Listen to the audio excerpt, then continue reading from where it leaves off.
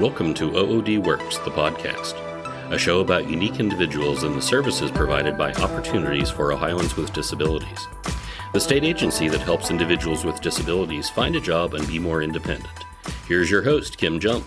Krista Allison earned her crown as Miss Wheelchair Ohio 2022 after a day-long event that took place at the Mount Vernon Grand Hotel back on March 12th and included private interview sessions and a public speaking presentation. And she's using her new title to make sure people with disabilities have better access in the community. And she's also been a participant with Opportunities for Ohioans with Disabilities, OOD, and she recently presented at one of our youth leadership forums that Kenny Crookston, or Kenneth, if we're being formal, who's one of our vocational rehabilitation counselors. Krista lives with, now Krista, I might need your help with your particular disease, CMT. Could you tell everybody what that stands for? Charcot-Marie tooth. I know it's going to be a shocker, but it was the three doctors that came up with it. You know, Kenny had reached out, I think it was right after you were crowned, I guess would be the official way to say it. And he had told me that you had a connection with OOD, so I was fascinated. And then I've seen you all over the place in media. You're really like making the most of your platform. So I thought it would be awesome to be able to feature you on our podcast. So really definitely appreciate you you doing this. What's really funny is, and you could probably edit this part out later, when we were up in Cleveland like last month or whenever that was, we're like, or maybe it was when this first came up, we were talking like we're gonna try and take over this podcast. Like we're gonna come over and we're just gonna kick everybody out, and it's just gonna be the two of us like once a month or whatever, and it's gonna be our thing. That would be awesome. You're currently a federal government employee, is that right? That is correct. Can't go any further, but yes. Okay. And I won't ask a whole lot of questions about your line of work. We'll leave it at that. But she does have a bachelor's degree in criminal justice and a master's degree in management and public administration. So I would like to welcome Krista and Kenny to the podcast, and we will certainly let it be a takeover.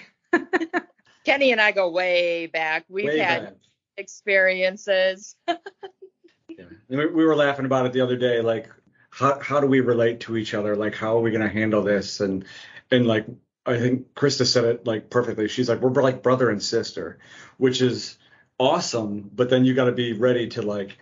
You're gonna get it back just as hard as you give it. So you got to be prepared for it. Kenny's seen the real me. Let's just say, not that I'm a bad person that like anyone has to be afraid of, but I mean, hey, when something bothers me, I let him have it. Sure, and yeah. I'll take it. Well, this is fun. I mean, like if you don't have much of an edit button and Kenny says he'll take it, this is going to be really entertaining. I hope. I've seen you everywhere. You're quite the Ohio celebrity. I'm trying. Like, not that. Honestly, what I try to tell everybody is I didn't go for the title for fame, for notoriety. Honestly, I could care less if anybody knows my name, to be honest. I took the title for a specific reason, and that's to change the accessible world. It finally got to the point in my life that I'm just sick and tired of going places and having to worry about where I'm going and what is the outcome of that establishment going to be, or am I going to, like, because I'm one of those people, the biggest thing is if there's not an accessible restroom, I am the first person that needs to go to the bathroom. Right. Like if they tell me I can't go, I got to go. It's just something like that. But if there's a bathroom that's right next to me within a couple feet, I could go hours. So it's like just something like that. And honestly, I took the title and I said to myself, I don't care what doors I have to knock on. I don't care how many people I have to call, but I am determined and I will change something. Yeah, that's fabulous because certainly for yourself, you're obviously in a wheelchair yourself, and there's so many people that are, whether, short term or permanently. And you probably have a long list of pet peeves of ways that establishments, places have really left individuals with mobility related disabilities behind. I truly do. And honestly, we could talk for months and I would probably not be finished. That's my goal, is just bring awareness to these places that probably aren't aware themselves. You actually, didn't you do something with, maybe was it the city of Berea as well, with like an accessible jungle gym or accessible playground or something? Well, so actually the accessible playground that I'm working with is Brunswick. Brunswick. I'm sorry. Yeah, Brunswick.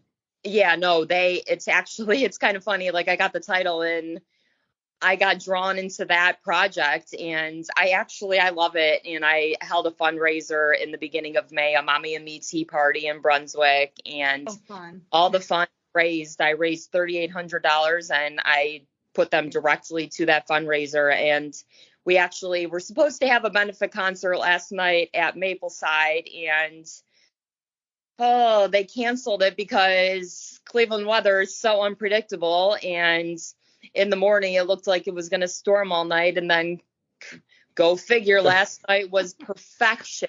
I mean, sunny, high 70s. It would have been absolutely like the best concert. And they postponed it, though, till the end of the month. So but they did declare, I went to a city council meeting because the mayor actually gave me a proclamation commending me for raising and helping out. And city council did agree to go ahead with the playground regardless of the lack of funds. They did not raise completely, but still they're in the process of fundraising.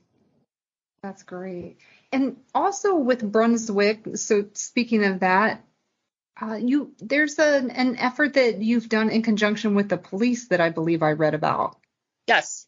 So actually, the news didn't follow North Olmsted, but it started out with the city of North Olmsted. And I built a great relationship with them initially, like towards the beginning of my title.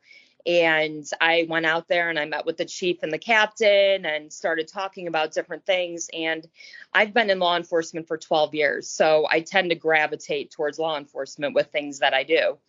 And I was randomly scrolling through Facebook or just searching on the internet one day and was thinking of like different things that I could do to branch out into communities. And I decided the police departments. And so I helped to create a form, an ADA residential form that is a voluntary form that goes out to the community, and it asks residents to fill it out. And it's just anything and everything that you want public safety services to know. Are you in a wheelchair? Do you have a walker? Do you have a cane? Does your child have autism? Is there blindness? Is there deafness? Are there medications that they should be aware of? Just like literally anything that they would want to let public safety know. And so therefore, when they're done filling out the form, it goes into the dispatch center and they enter it into the CAD system. So if an emergency were to arise, based on the address or the phone number or the information given, it's going to pop up on the screen, therefore notifying if it's EMS going out, if it's a police officer going out, if it's a fire truck going out. They will be well aware ahead of time to arriving at that house, because I always thought about, like, when you get to a house and say they go in there and there's a child with autism screaming. They don't know how to handle that situation, and they don't know why the kid is screaming, but it could be because of an unknown disability that they're not aware of. And therefore, if they have that information, when they get to the scene, they're already going to be well aware and be able to get doing whatever they need to do, therefore saving ample time and saving lives in the long run. Nice. And so after North Olmsted put it out, I had met with the chief of police in Brunswick, and he was all for it. And so actually News Channel 5 did a story with Brunswick, and Brunswick put it out into the community. And then both cities have had great responses thus far. And I got invited to, last week, I spoke at the Chief of Police Association meeting in Medina County. And several of those cities have already reached out to me and asked if I could update the form for them so they could push it out. So my goal is the entire state of Ohio utilizing this form. That's wonderful. And I know our leadership, they're very interested in this too. Two of the things we've, as an agency, our director, Kevin Miller's been involved with. One is the communication disability law, but it is specific to communication disability. And it's more of, for traffic stops. So if a car is pulled over, an individual with a medically, diagnosed by a professional has a communication disability, then they can notify the law enforcement officer through leads for a traffic stop, whether driver or passenger, which is a great option. Yeah. I shared your guys' form that you put out there, but the guys' form is it's now in all the BMVs.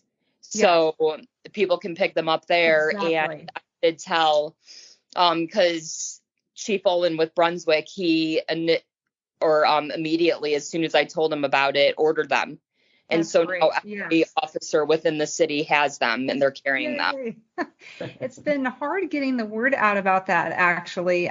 We've been trying for a few years to just keep bringing awareness to it. And not everybody wants to opt in, and that's understandable. But I think what you're trying to do on the residential side really, would be a nice pairing. And I like that it could be for all disability types too. I think that's so great. Kind of similarly, another thing that we launched in conjunction with Department of Public Safety just a couple months ago is a communication card. Mm-hmm. So it's really intended for individuals who are deaf or hard of hearing. Traffic stop, it's their own kind of communication tool that they can point to different icons to be able to communicate with a law enforcement officer. But we've had feedback, the same kind of thing is needed with EMS. And I just think like the residential kind of notification option is just yet another, I think, great possibility. I mean, what you've done in these two cities already, what a great idea. Just awareness, because especially in an emergency, the quick response is so important, and having even more information going into that's so valuable. Well, yeah, like my girlfriend in New York, she's Ms. Wheelchair New York, and she said she actually reached out to me and she thanked me. And I was like, you're in New York. Why are you thanking me? This is in Ohio. And she said, well, she's actually trying to get me to talk to some of the police departments in New York. And I said, hey, if this goes over the United States, that's completely fine. But her mother has epilepsy. And she said a couple weeks ago, she was in the ambulance with the medics, and they had no idea, asking her 20 questions. And if they would have had this information prior, it all came down to she was taking two medicines that were interacting with each other. And so therefore, with this form, she could have listed medications and everything, and they would have had that information on their way to pick up, and they would have instantly. That's neat. And that's so cool that your platform's connecting you with, your peers in other states. Tell us a little bit more about what it's like, holding this title and kind of the interacting with others. What's that been like for you?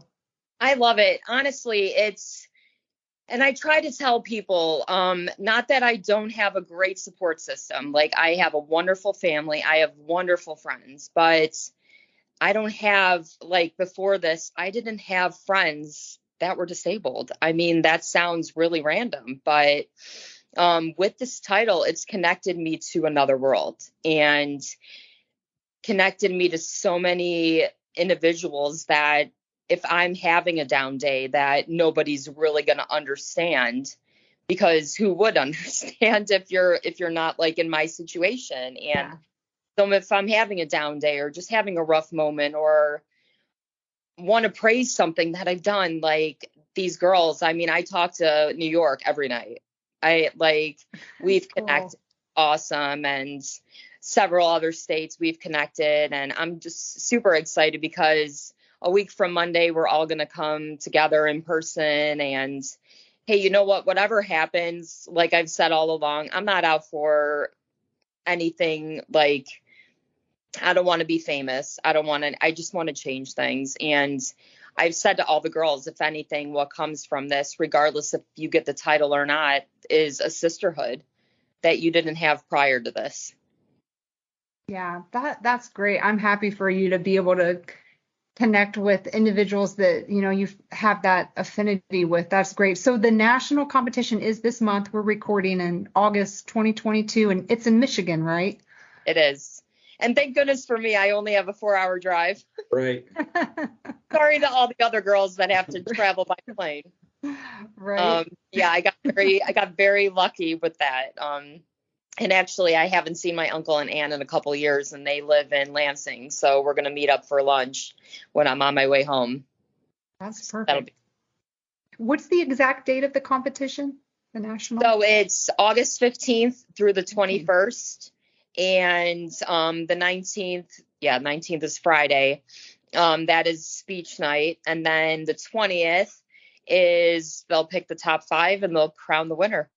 Is that all streamed like online, or It's going to be streamed online. Yes. Okay. It's going to be, we have not got that information yet though, where it's going to be streamed. So I will gladly share that with you guys when I do know. Yeah, that'd be great. That would be wonderful to be able to share with the listeners. And when we, share out the podcast, that's really very cool. So it sounded like maybe you're still shopping for clothes. How's the speech writing going? Oh, so I'm very fortunate because not all the other states actually, to gain their title for their state, had to say a speech. And Ohio, that was one of the mandatory things, was to say a speech. So I already have mine nailed. Because I used a good portion of the beginning of it and just honestly had to edit and change the ending, because since I've got the title, I've done so much more than I did prior to getting the title. Yeah, now you have example, right? Well, yeah. So here's the thing.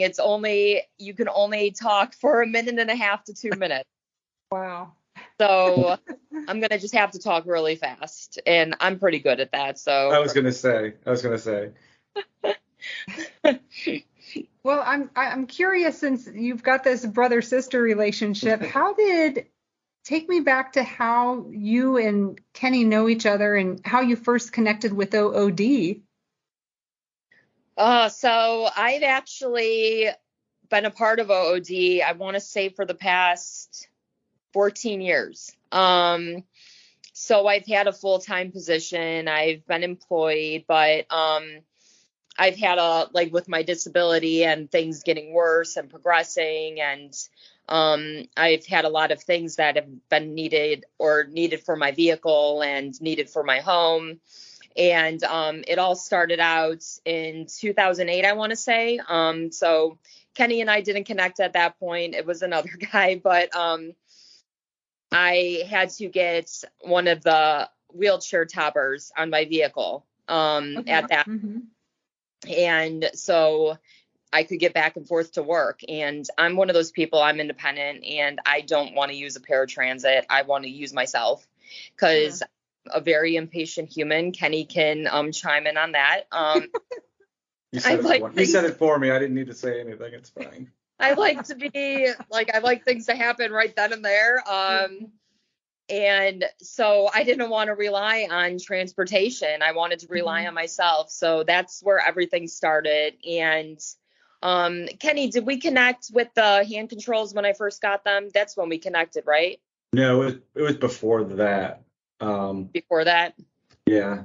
I think it was actually when we were looking at that modification for the bathroom in the home, was actually when we first connected.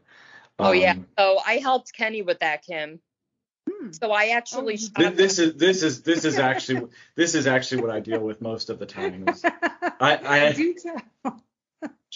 She's my boss. I saved Kenny money, so I told him I needed something for the tub just to make life easier on me, because my husband and I are getting older. Let's just be honest. And I don't want him to ruin his back because I want him to be able to help me for a lot longer. But so I needed something so I could be and be able to take showers.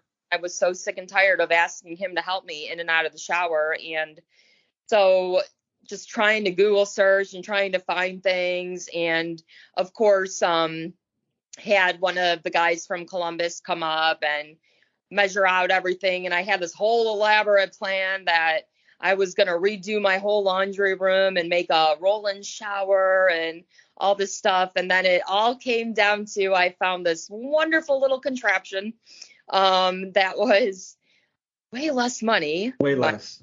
Wow.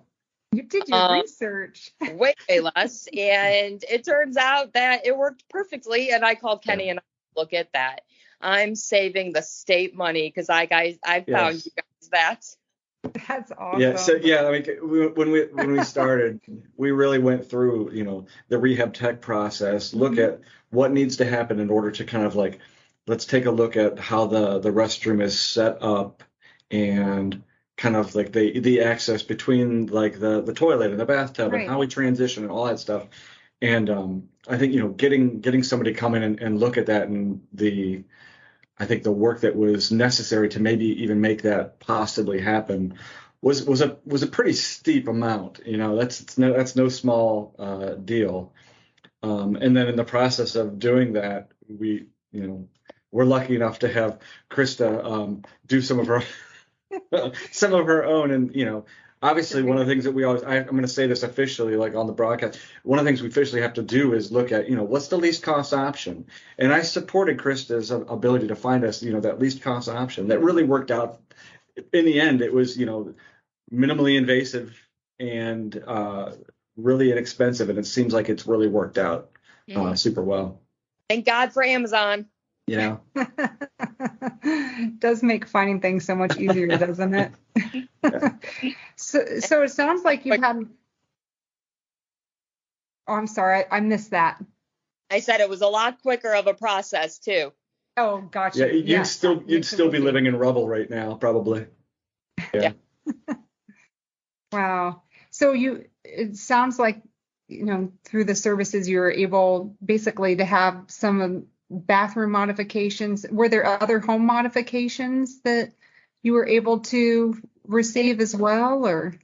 In a previous home before we moved into our current home, you guys helped me with we had 8 steps, I want to say, to get in, but it was a situation like it was my mother-in-law's home and we needed to move in there to help her out. And so you guys helped and put a lift on the front of the house so I could get in, and you came out and expanded the bathroom for me so I could actually get into the bathroom because it was a really old home. And so it was one of those like walkway bathrooms that was very narrow, and you guys came in and redid that. And that's great. It's funny because a lot of people, like I'm pretty sure I was talking to Kenny about this, a lot of people don't really know you guys exist. Right. And I mean, I've known for many years. And so that's what I try to tell people. Like, a lot of people message me all the time, especially with this title, about different situations that they're experiencing and who can I reach out to. And luckily I'm old enough that I've done a lot of research on my own. So I'm able to give them contacts and emails and tell them who to reach out to, which I've given several people, and I don't know if they've panned out because I feel like some people need their hand held. I've started to realize, and I've done what I could do and give them the information they need, but whether they choose to use it or not, I can't be that person to say. Right. Yeah, I mean, and Krista's called me a couple times and said, hey, I know this person that has XYZ or this, whatever. Can I share your phone number with them, or can I, and absolutely. So she's, beyond the title stuff, beyond, right. She's cool with working with people that she comes across or runs into or friends or whatever. If they need something or whatever, she's going to share that info too, which is great. Yeah, that is great. And we are certainly trying all we can to change that about our agency, and people like you being, an ally with us to get the word out is really helpful. Word of mouth is definitely the best, but we are trying to change that and make, Ohioans realize that we're a resource for all kinds of different disabilities, certainly that connection to work, but other possibilities as well through our services. And that's great. Can we talk about what we were able to do to help with your vehicle, since you were talking about how important that is to you to maintain your independence through driving? Oh, the vehicle. Yeah. Can we move on to the next question? Is this a hot topic? Well, so you initially 5 years ago did give me hand controls. You helped me with that, and my disability progressed last year and got worse, and so therefore I had to sell my vehicle and I had to get a new vehicle. So yeah, but like Kenny said, we could totally go on to the next question because it got a little hairy there for a little bit. Maybe to be continued. And honestly, nothing bad to do with you guys. It was a situation that, as I said before, I'm an impatient human, but not necessarily really impatient because it was a thing that I needed. I mean, it was like I went down a slump and I needed a new vehicle, and it was like I needed these hand controls to come out of my old vehicle and put in instantly, and I did not have time to go through the whole process of waiting for hand controls. So it was kind of I just went over to the first person that I knew that's been servicing my vehicle, and I'm like, you need to take these out of the car and you need to put them in the new car because I need to be able to utilize my car. So Kenny and I had some fun chats throughout that time, but it was a dark winter. It was a dark winter. But we're good. But Kenny and I are so cool now, and we got past that. And honestly, I don't hold anything against you guys. It was a sticky situation, like I said, because things progressed so quickly and drastically that I really had no choice but to get things done quicker than wait. I can understand that. I saw, I think it was in June in Berea, you were in something called Unrun. What was that? So it was an event I created. I wanted to come up. Well, first off, I've been gravitating towards Brunswick, and it's funny because I don't even live in Brunswick. I live in Berea, but I've met so many people in Brunswick that I just kind of go down there. But so I was thinking of different cities and different ways that I could make inclusive events or something that I could bring together everybody. And so I threw an event called the Unrun, and I had it at Middleburg, Berea Mid Park Middle School. And it was a little I didn't get the expectance that I had anticipated. However, I've talked to many organizations that they said, hey, your first one, you're never going to get the crowd that you anticipate. And I understand that because, I mean, word of mouth and everything and growing over the years. So it's not going to be the last. I invited an organization to come, and they're called Superheroes to Kids. I'm not sure if you've heard of them, but they are all volunteer.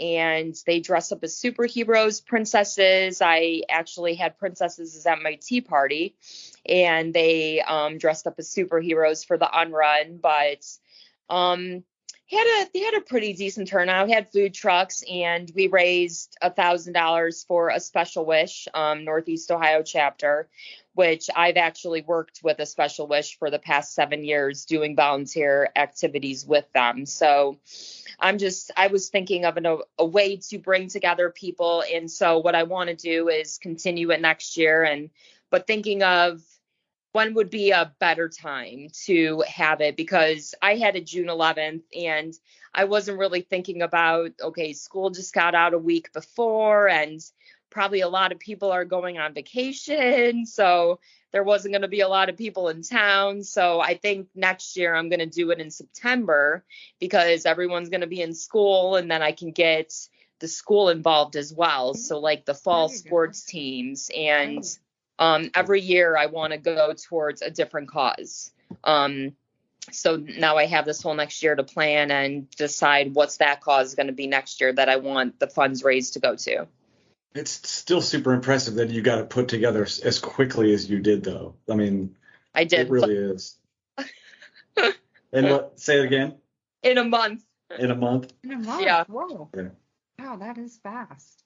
Well, because of the great Ohio weather, like I didn't get my title till March 12th, and usually it's in January. So I knew I had to. Well, initially I put them together because I was going to use the 2 fundraisers to go towards my nationals, because I actually had a fundraise for nationals, but it ended up I had a few generous individuals that helped me fundraise. So therefore, both of my events that I threw went to the causes that I had them for. So I was pretty happy with that. That really is wonderful. Awesome. Well, Kenny, what's it been like for you working with someone as determined and quick to take action as Krista? It was fun. Can we like mute her or make her take her off? I was thinking about this the other day. I was like, I wonder what kind of questions I'm gonna get asked. And like, so how would the one thing I was like, I'm gonna prepare one. If I could describe Krista in one word, what would it be? And so the one word that I came up with was on. On. Mm-hmm. On. So like, when you meet her, she's on. Like she's going for it. She's going after it. It's gonna happen, and she just like is tenacious. And I mean that in the most positive sort of way. She knows what she wants to do. She knows how she wants to do it, and she's gonna fight for it. It's awesome. I love it, and I love the relationship that I've been able to have with her throughout this process and working with her. Like I said, and it's no joke. Like when we talk about doing like the rehab tech stuff and having an idea of what is going to work, obviously she's going to know. And this is just in like that OOD sort of world. Krista, you know what you need better than what I'm going to be able to kind of pull up, And so listening to you and listening to you kind of develop those plans and make those descriptions and say, okay, this is what's going to work for me. That's awesome. And then it's 5 seconds from then it's like, well, that's cool. But then I also have this other thing going on.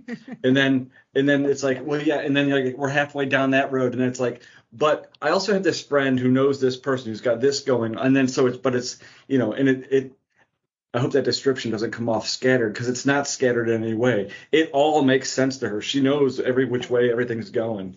And as I said, everything's on.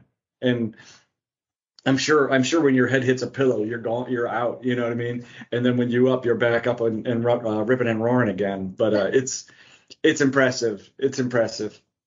So besides, heading to Michigan later this month, what else do you think is next for you, Krista? Oh, my calendar's already filling for when I get back. It's so funny because a lot of people keep telling me you need to just relax and take a break, but that's not me. I'm like, that's the last thing I need to do is relax, because honestly, the other day, like you can even ask my husband, on Sunday, I had nothing to do. And I was bored. I was so bored. And he was like, oh my gosh, just go do something. And that's honestly, I got in the car and I just went and did something, because like, I just need to be doing something. I need to feel like I'm accomplishing stuff. And so every month, it's kind of funny. Now my calendar is starting to fill prior to the months, but like June and July, I would get to like day one and there would be maybe 2 things on my calendar. And then within days, I'm trying to figure out, okay, when am I going to do that? When am I going to do that? When am I going to tell them I'm going to do that? But I've actually, with school starting, it's nice because I actually have been started to be reached out from different administrations, and they're going to have me come into their schools and talk to their kids and talk to the school staff. I'm actually going to help teach a customer service class in North Olmsted in the beginning of September. And they want me to lead the section with diversity and inclusion. And I created slides for that. I have a couple other speaking engagements. So I'm going to be pretty busy regardless of what happens. And I'm happy about that. And then in September, like I met with the Medina Chief of Police Association. And in September, I called the Cuyahoga County one. And I am going to talk to, I believe they said it's around 80 chiefs of police is Cuyahoga County. So hopefully by the end of the year, I at least have half the state that's utilizing the form. Great. Yeah. Really cool. If listeners want to reach out to you, connect with you, support you, what's the best way for them to get in touch? I know you're on social. So the best way would probably be my Facebook page, and it's Ms. Wheelchair Ohio 2022 Krista Allison. But if they just put Ms. Wheelchair Ohio 2022, I'm the first one that pops up. And I'm always on my phone, or I always have it next to me. So if you send me a message on there, I'm pretty quick to respond, and I don't waste no time. Here's the thing. So, I think when we had sent over that photo of the two of us at that youth leadership forum, this is just another example of sort of that outreach. It was probably right after maybe you were crowned the Miss Wheelchair 2022 that you sent me that information, and we started talking again about like, okay, well, what can we do? How can we get in front of or get connected with either other agencies or people or supports, just to kind of get the message out there and whatever. And you were able to connect with one of our OOD supervisors as well to present and talk at that youth leadership forum up here in Cleveland. And it was something that you helped get in there. You helped set up what you were going to talk about and get in front of the kids and really kind of, talk about your experiences and be a positive sort of demonstration isn't the right word, but like present just positivity in your experience to these kids that are there, who are there. These are high school juniors, high school seniors involved with OOD and very engaged. And it was just everything about that youth leadership forum, that entire week is positive. The day that you were there was a super interactive day, which was like, they were doing like dance program and other kind of art programs as well. And then you get to be up there and kind of interact and talk with them. The whole thing was just so, I don't know, it was great. If you can see by the photos, the group photos with the kids, it was just really, I think it was super impactful. And it was just it was a great opportunity for you to kind of talk about you in an awesome and positive sort of light. I've actually had several of the students reach out to me. Have you? And talk to me. And one girl thanked me and didn't really say it when she brought or mentioned it a little bit. But like Kim, during my talk, I always tailor my talks to the crowd. So whoever I'm speaking to, if it's adults, I obviously change it a little bit. But when I speak to youth, I talk about, I had a really rough going in grade school, in middle school. I was bullied like severely because of my disability. And so I like to bring that up when I'm talking to children and talking to teenagers, because I like to let them know that it's not them. It's not just them. Like there are others that have dealt with this, and just sharing that story and letting them know that even though that did happen to me, I really feel like it helped me become the person I am today. And so it might not seem like it's a great thing as you're going through it, because it's not. It's a really horrible thing. But as you grow and you mature and you deal with other life experiences, your outlook just changes. And so this girl actually reached out to me and thanked me and said, I was bullied and tormented for years, and I always saw it as a really horrible thing, and I never really knew how to deal with it. And thank you so much for coming and talking to me and just making me realize that I'm not the only person that there are others that experience the same thing that I've experienced. I mean, it was really cool. It was a good experience. Wow.